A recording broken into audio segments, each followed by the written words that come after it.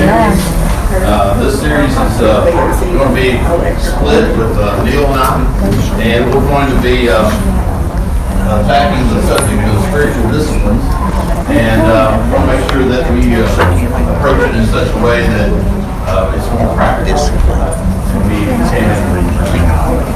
make it more applicable as well, so that the things we do on a daily basis are reflecting what we believe, and reflecting our pursuit of godliness. So that is actually the Bible book that we brought this from, Spiritual Disciplines for the Purpose of Godliness. We're going to be referring to that as well. So just as an intro, I thought it was interesting that the author put a story in there about a 6-year-old boy named Kevin who was practicing the guitar. So I said, that sounds familiar. Although my boy's not 6 years old, he's 18. So imagine 6-year-old Chase practicing guitar. Every afternoon he's practicing his guitar. He's practicing in his bedroom, but he can see out the window, he can see his buddies playing in the park. Or in our case, he can hear his text messages dinging. Right? His buddies are playing online. His buddies are going to meet at the gym to play some ball. Or his buddies are, whatever they're doing, they're not sitting in their bedroom practicing guitar, right? So that's discipline without direction. Sounds pretty sad, right? Discipline without direction. When we are disciplined to do something, yet we don't really have a great purpose for that. So that is for sure drudgery. Discipline without direction is drudgery. And if you need a definition for drudgery, I recognize that's not a word we use an awful lot. But drudgery is a menial, laborsome, burdensome work. Okay? And don't you agree that spiritual disciplines can become that? If they're not accompanied, if they're not coupled with the right purpose. So here's what happened with Chase. Chase is in his bedroom practicing guitar. Discipline without direction. And along comes, well, what happens is he gets bored, and he falls asleep. So now it's going to turn like Dickens' A Christmas Carol. So this angel comes. He says, he follows this angel to Carnegie Hall. And he takes him to Carnegie Hall so he can witness this expert professional guitar player. It's the best concert he's ever seen. This player can really bend the strings. He's so graceful, he's so fluid in it. Chase can't believe it. He remembers how cumbersome he feels and how he's so uncoordinated with his left hand as he tries to bang out some chords, and then it sounds kind of toneless and cringy. So Chase soaks up every single sound of that guitar player. Every single sound. He even closes his eyes to try to enjoy it more. And he just cannot imagine how the guitar could ever be played like this. Then the angel interrupts him during his little moment and says, well, what do you think? Chase says, wow. And when he opens his eyes, he finds the angel standing in front of him back in his bedroom.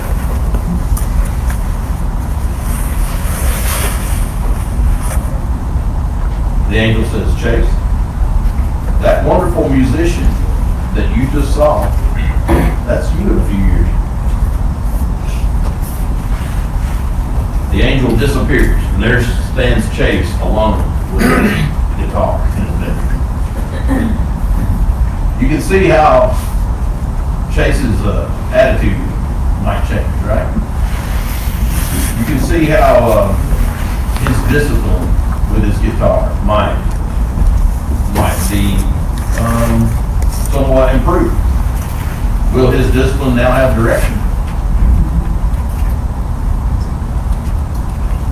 Will it be drudgery? Not so much, right? Okay, so you can see the idea that when we actually see a purpose for our discipline, how it comes about not as drudgery, but as a delight. All right, so do some Christians feel this way? The same way Chase felt before the vision, before the dream.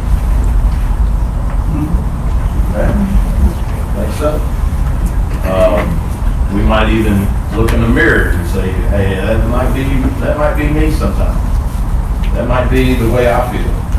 Like, what's the point? So, examples, we may have the drudgery of praying. Like what's even the point of meditating on Scripture and fasting? Fasting, what's that? I mean, as you can see, I'm not a guy, fasting's not in my wheelhouse, right? That's not, going long periods of time without eating something, that's not for me. Okay, so there's lots of times in the spiritual disciplines where we get, you could say discouraged, but it's really just disenfranchised altogether. What's the point? So the application to Christian disciplines is pretty important there. And I like that illustration because it gives us something to fall back on when we get to thinking, well, what's this like for people that are not practicing spiritualists? What's it like for them? So, first, we must understand what we shall become, okay? So, like, here's me.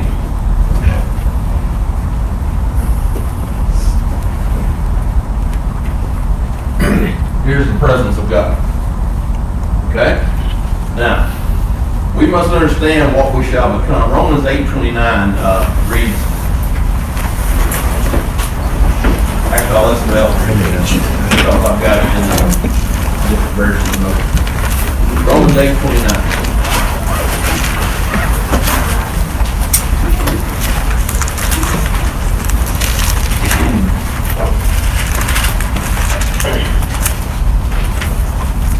For God informed you, he also preceded you to be conformed to the image of his Son, that he might be the first one among many brethren. Okay. Does God have a plan for us? What is that plan? To live with him for eternity. Okay. According to this, we are to be what? Conformed to the image of his Son. So we're going to be transformed. God plans for Christians to ultimately conform to Christ-likeness. Can we be more Christ-like? That's God's plan. So we often get frustrated with that. Man, me? Like Christ? The Son of God? Tough to think about how we could reach that level. But yet sometimes it takes that way to go. We'll be changed like him when he's revealed. Someone read 1 John 3, verse 2.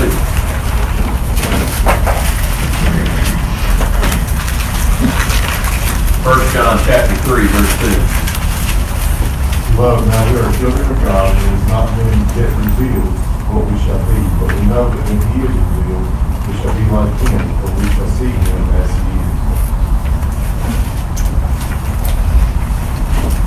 We're going to be like who?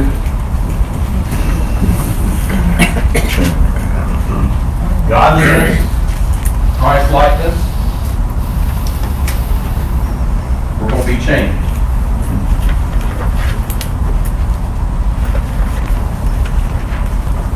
We know that when he appears, we shall be like him because we shall see him as he is. Now that's no dream. That's not a vision. That's not like Chase's little dream, his little a Christmas Carol moment. That's us. That's us as disciples in a few years, right? So, what's the point of discipline if we're predestined? That opens up a can, doesn't it? If we're predestined, That's Romans 8:29 says, 8:28. What's the point of the discipline? That's what we're going to explore next. So, eternal purpose is our salvation, but it's dependent on us. How so? Our initiative Okay, our and our initiative. desire. She said it's our initiative and desire to serve or for the disciplines that gets us there. Okay? All right, so God intends for us to grow. God intends for us to mature toward that Christ-likeness. Some other words we might use for Christ-likeness. What about holiness? Is that a good one?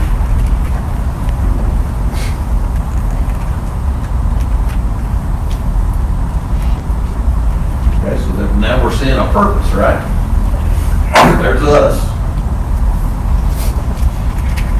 Banging away on those guitar strings. But why? We see a purpose. God intends for us to grow. So, why wait? Why wait for holiness? If God says, here's your destiny, and you can do these disciplines or you cannot. That's not the point. The point is, here I am, here's your holiness. Here's your transformation to be Christ-like, and yet you're over here and you need some channels to get you. You need some disciplines to follow.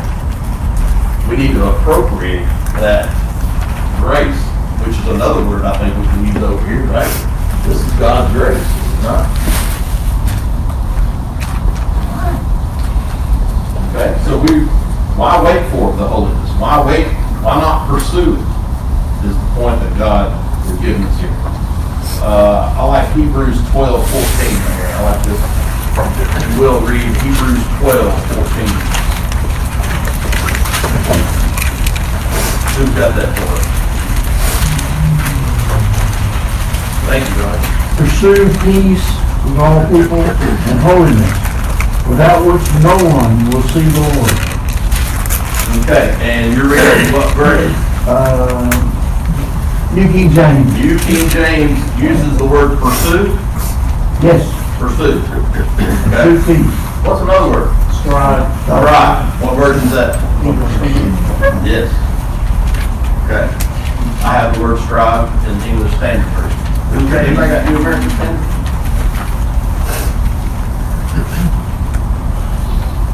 Okay, so strive, pursue peace with everyone and for holiness, without which no one will see the Lord. So if we're not pursuing the holiness, American Standard follow.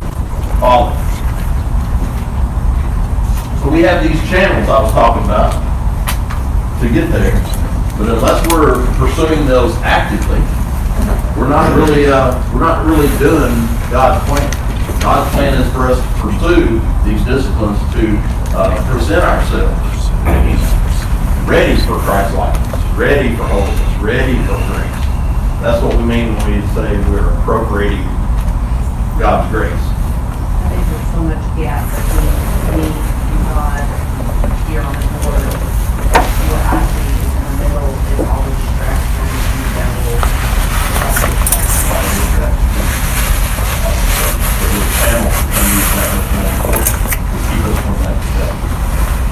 So as we go through this whole course, it's going to be, Neil and I are going to split it up, but we're just going to take one discipline at a time and sort of look at. So it begs the question, how do we pursue holiness with all these distractions and everything going on? Can we really be like Jesus, the Son of God? There's a crystal clear answer, and it's going to be our theme verse. 1 Timothy 4, verse 7. 1 Timothy 4, verse 7.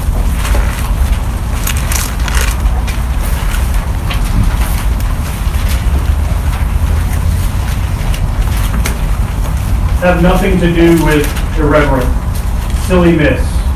Rather, train yourself for godliness. English Standard Version uses the word train. Train yourself for what purpose? Godliness. For godliness. Train yourself for godliness. If you're in the New King James Version, it uses what word? Exercise. favorite versions there. And then what about the New American Standard? Everybody got that one? Got the word Discipline. discipline, thank you. It's got the word discipline, all right? And we're going to explore more about the correlation between the word discipline and the word exercise here in just a moment. The training, exercise, discipline. Yeah. Know anything about that, Chad? So my mind went to that for a minute about all this training, exercise, discipline, all that about the military, and I wondered just how hard is it? And you're being forced to do that without any purpose. Well, you talk about drudgery. You talk about drudgery. It's hard to find the light in that. It takes years and years of that kind of service to find the light in that. Russell? Well, when you wrote down me there on the board and God, strange, Chad and I had this conversation this morning. For me to be what God wants me to be, me's got to go away. It's got to die every day. And if you look at what Chad does in the military, my understanding, I've never been in the military, but when a recruit goes in, they destroy that person. They try to tear him plumb down to where he's nothing, and then they build him back to like they want him. And I think that's what God wants us to do away with me and become what Him. Put off the old man, right? You know, Romans 6, I think, is a good place to start that. Yeah, very good point. So that's a crystal clear answer when it comes time for us to decide how do we get there? How do we appropriate God's grace? The crystal clear answer is training ourselves for godliness, exercise. So what are we supposed to exercise? The New American Standard Version uses discipline. So this verse, as I said, will be our theme verse for the whole course. Each week we'll try to unpack some practical applications. Understand that the road to discipleship is toward Christian maturity, okay? And that might be something else we could add over here, is this is maturity.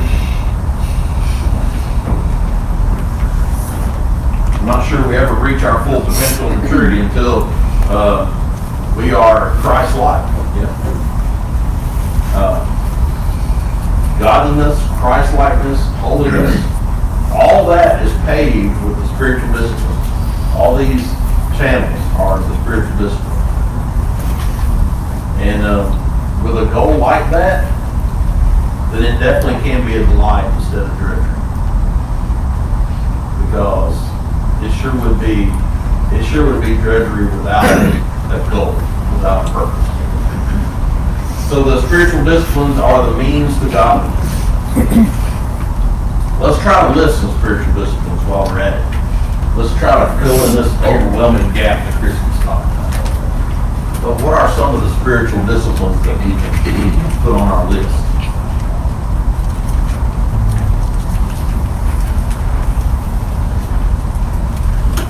Some things that get us there. Faith.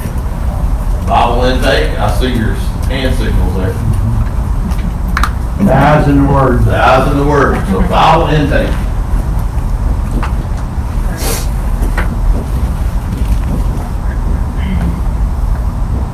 Our prayer. Fellowship. Okay. And we'll hit that in more detail in a little bit. Service. Service.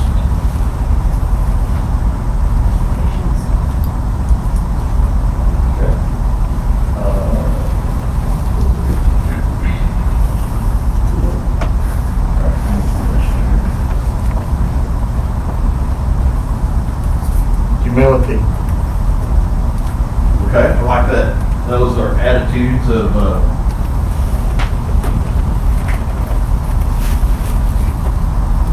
whether or not humility can be practiced. A lot of people would argue that, but humility can definitely be practiced. Faithfulness. Okay?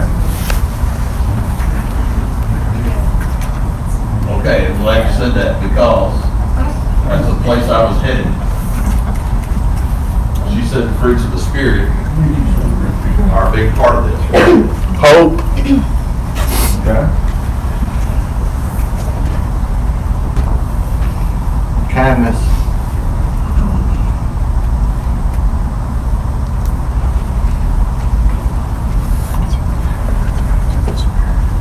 steadfastness, Yeah. but that covers a lot of them, brother. Mm-hmm. Always abounding in the work of the Lord, you know. Very good, very good. There's a big list of those.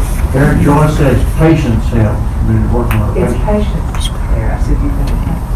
Oh.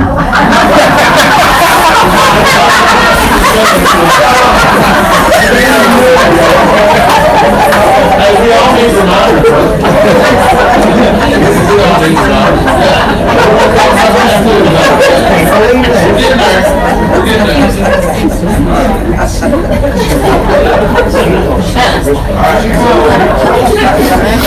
I'm gonna put learning up here because I think learning is a little different than just knowledge. Okay, so I'm gonna put that down here.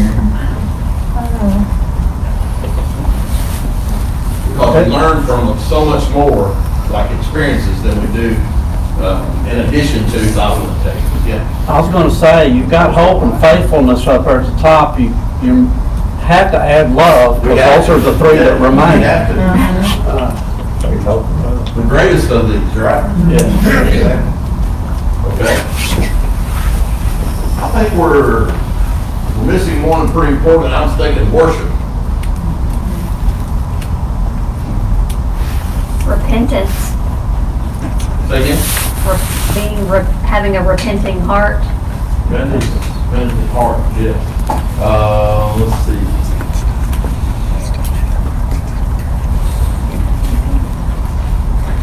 Another attitude.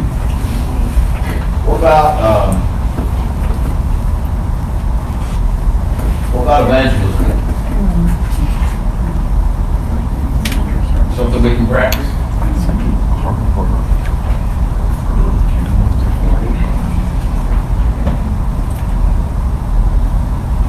What about, we said service.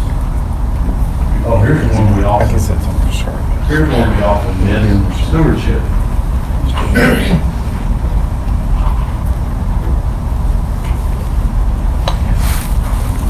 That's a discipline that's kind of old school. Why do I say that?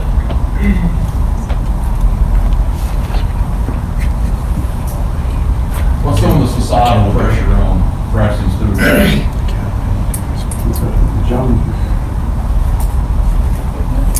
We've become a disposable society, in a sense. What do I mean by that? Do we really need to take care of the things we have when they're so easily replaced? We've lost that a little bit. Russell? You said we were a disposable society? Yeah. I think we're more of a consumer society. Yes. Yeah. Use it till we're tired of it and throw it away. Well, That's what I mean by disposable. it's all about what we need and want, Yeah. and not producing more. I agree.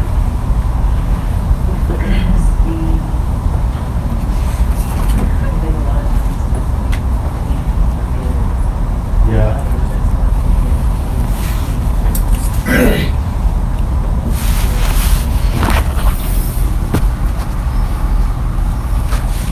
Definitely goes along with Christ likeness. And I think it can be twofold, others as well as ourselves. Yeah, well, okay, I was gonna say that. Some of the things that we do, service, stewardship, fasting, I mentioned that earlier. I'd add benevolence. Yes. Well, yes, I'm gonna put that right here with service.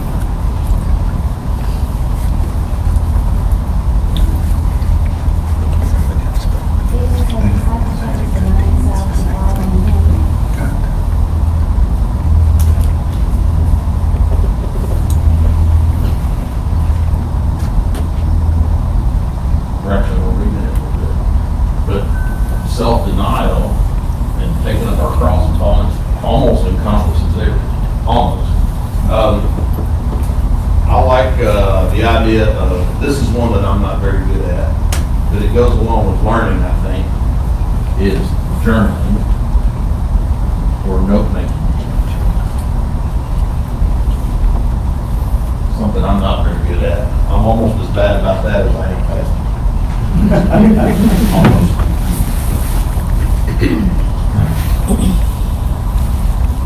Do we have any note makers here? You got people that journal? See all that I did. Got the right class. So that goes along with meditating too, I think. One of those things that's really hard for us to stop and take the time to do that without getting distracted. You know, talking about distractions, man, I was doing a little Bible intake and a little preparation, a little studying, a little learning on Friday. I was taking advantage of my day off school. And then stuff started flying. And it was read squirrel, read shingles, trim, trees. Yeah. Funny enough, funny.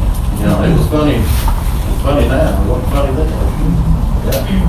So we're going, we'll bring that up again in just a moment. But let's try to, whatever the discipline, you know, there's so many channels, but whatever the discipline, the most important feature of any of these disciplines that we've listed is the purpose behind it. What is the purpose of doing these things? Of practicing, exercising, training ourselves in these things. So just like banging out chords on a piano or a guitar with no intention of ever playing music, you know, what's the point? Why are we learning? Why are we making our fingers sore banging those chords on that guitar string? We're not really intending on ever playing music for real. Okay? The one purpose that unites all disciplines is this. Okay? That's the one purpose that takes in everything. We just did a series, a study in this room, I think, on Colossians. That was 2 quarters ago. Let's read Colossians chapter 2, 20 to 23.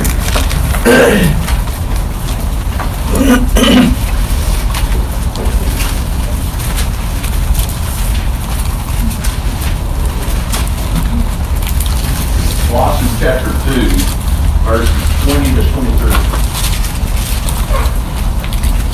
We spent some time on this recently, like I said. Somebody can read that out loud and proud.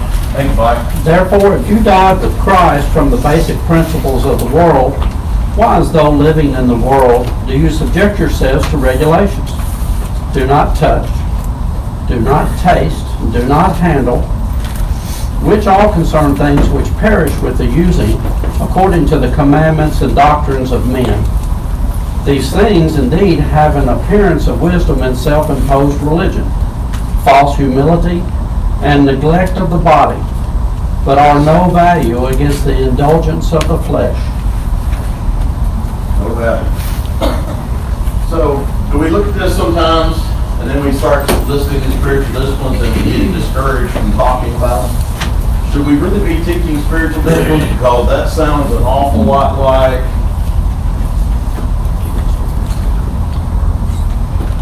fill in the blank. Legalism. Thank you. Teamwork makes the dream work. Yeah. It sounds an awful lot like legalism. I mean, should we really be teaching this in the Bible class?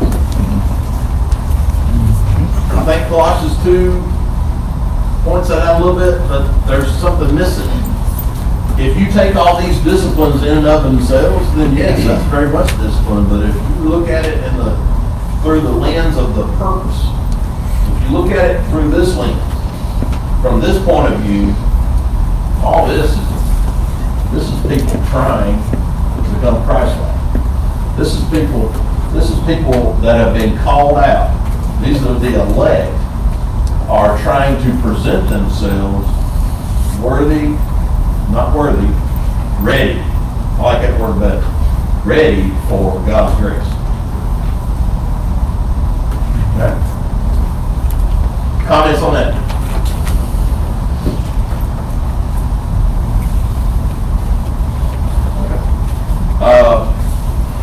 So let's go back and read 1 Timothy 4:7 again, and let's add verse 8.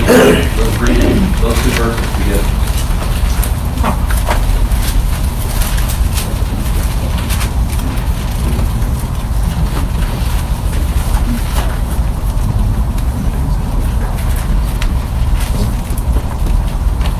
Reject profane and old wives' fables, exercise yourself with godliness.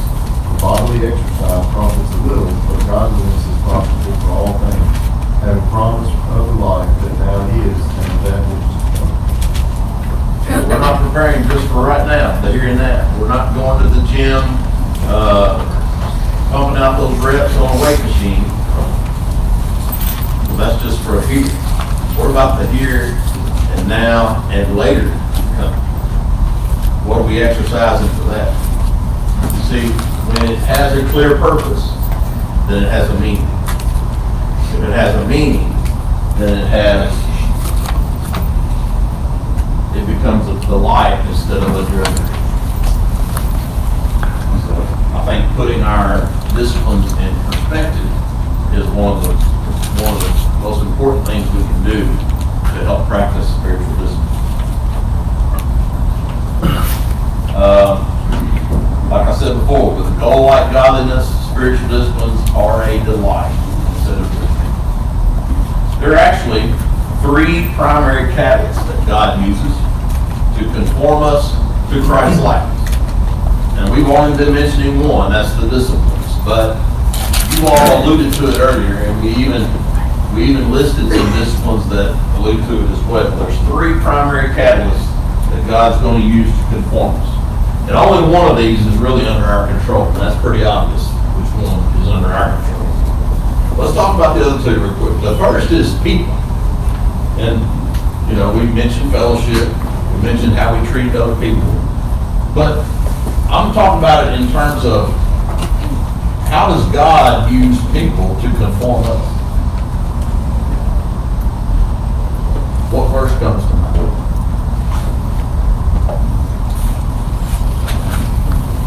For me, it's iron sharpens iron. Proverbs chapter 12, verse 7. How does the rest of that verse go? Iron sharpens iron, so one man sharpens another. Do we really have that much influence on each other? We probably should have more influence on each other in this room. The problem is when we get outside this room, it's all those people that have influence over. Those are the ones that I struggle with. Personally, and I wasn't where I needed to be here. These are two races in here, not family. It's like just watched you grow up, so it's helping me like Luke. Yeah. God knows calls. Showed up where I should have been one time. They said it's time for you to go home, the streetlights are on. Yep. Yeah, that's what it takes. So, list some people besides parents and church fellowship. Name some people besides parents. Thank you for that. They're a great, teachers are an influence, a huge influence on people. What else? Think about who's been an influence on you. Grandparents? Yes. Spouses. Yeah. Spouses, definitely. Couple of three elders come to mind from days gone by. Yeah, me too.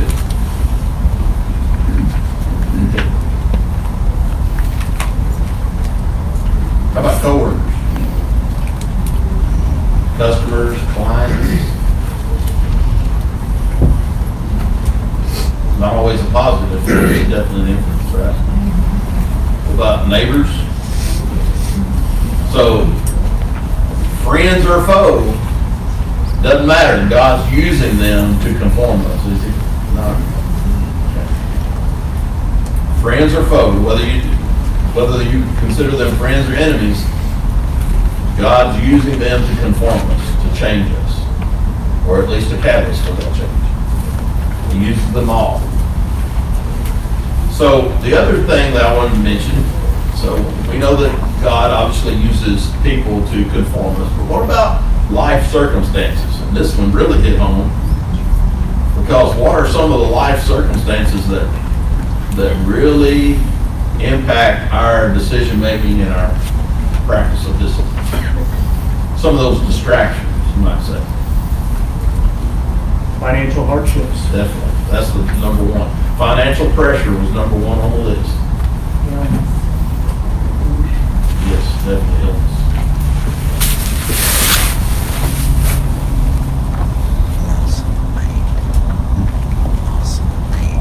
The one that really hit me was 70 mile per hour winds.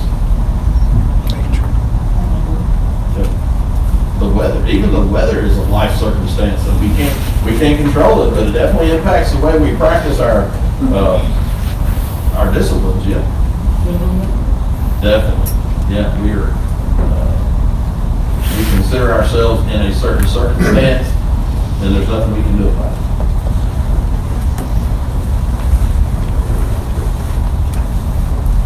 So all these things, these life circumstances, are used to kind of prod us. Okay, so here we are. I can envision us like a bunch of cattle trying to get on a trailer, right? And God's using people, and He's using life circumstances, and He's using all these disciplines to just prod us along. He put all that there for us.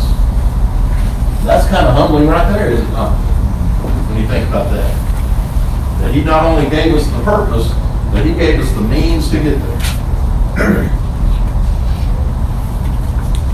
Comment about that?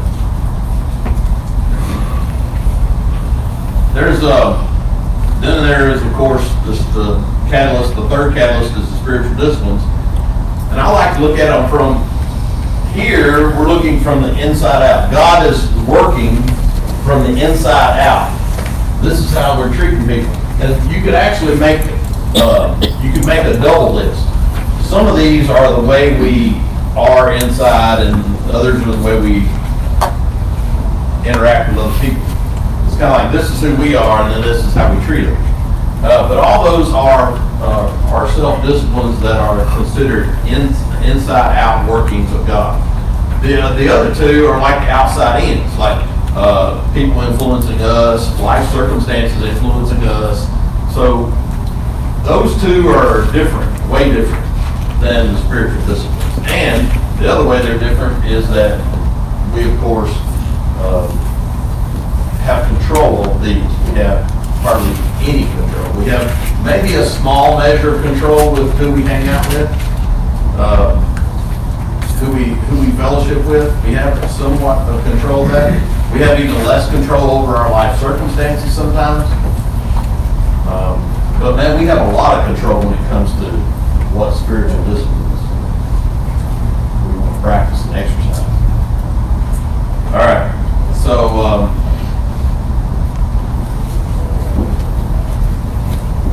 speaking of choice, I was faced with some choices because here I was trying to prepare for this lesson, and all these life circumstances were going on around me, and I look out the window and I get distracted, and I would choose to put that. And then finally, you know what happened? The lights were off, and I finally run out of. I used to be able to read by candlelight. But that's harder to do now that I'm 40 years old. Yeah, that's a lot harder to do. All right. So on one hand, we should recognize that the most iron-willed self-discipline will not make us more holy. Even the strongest of the disciplines, they're not going to be more holy. All right. We can look at verses like John 17:17, 1 Thessalonians 5:23. Hebrews 2:11, we're pressed for time, we won't read those. But on the other hand, we can exercise discipline to further the process. So we can help our cause. God has given us this measure of choice in spiritual disciplines as a means of growth. Growing in godliness and also growing toward receiving His grace. We present ourselves to Him with disciplines for Him to work in us. If we're not, here's the way I look at it. I like the story of the potter and the clay. If we're going to be clay, yeah, and we're going to present ourselves to the potter, here I am, mold me, shape me. That's the way I view disciplines, is that unless we're practicing disciplines, we're like hiding from the potter. No, don't touch me. I don't really want this godliness. I don't really want this grace. But when we practice spiritual disciplines, we're saying, hey, dude, here I am. Do with me what you want. That's kind of the way I view that. So my favorite translation for our theme verse, as I mentioned before, the New American Standard Bible, because it uses the word discipline. Translated in the same Greek where we get gymnasium or gymnastics. I thought that was interesting. I'm definitely not a Greek scholar, but that was pretty cool. So, meaning to exercise or discipline. So the King James version, that wasn't easy to say, uses the word exercise thyself rather unto godliness. So we think of spiritual disciplines as exercises. That's exactly what they are. Like we might do on a weight machine, as I mentioned before in the gym. But that's just to promote godliness, strength. We do that to promote strength in a gym, but we do these to promote godliness. So that's a very easy illustration. So not just exercising, but putting ourselves on display. A couple of New Testament examples before we run out of time. I'm thinking of Bartimaeus, and I'm thinking of Zacchaeus. Who remembers what Bartimaeus did in Luke 18? He was blind. Jesus was being paraded by, and he couldn't see him, of course, but he could hear people say, "Here comes Jesus." And what did he do? He shouted real loud. What did he say? He said, "Jesus, Son of David, have mercy on me." And they're like, "Shh, quiet." People were always shunning other people that Jesus wanted to have a relationship with. Do we sometimes do that? This is not for you. So Jesus said about the little children, some little children coming to me. That was innocent.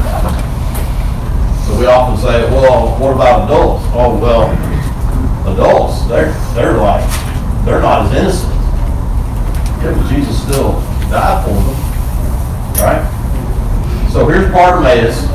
Jesus, Son of David, have mercy on me. But he was shunned by the crowd. And then there was Zacchaeus. Zacchaeus also shunned by the crowd because he's a tax collector. And what does he do? He actively pursues God by what? Climbing into a sycamore tree, therefore the city, right? I want to break out in song here and there. But that ended with him giving half of his possessions. He gave half of his possessions to the poor, and he paid back all that he had illegally taken through taxes with interest. Do you see a transformation there? I do. Do you see a conforming? Do you see benevolence that arose from stealing? Yeah. Benevolence and service arose from stealing. Now that's a transformation that nobody can, and we're out of time. All right. Thank you for your attention.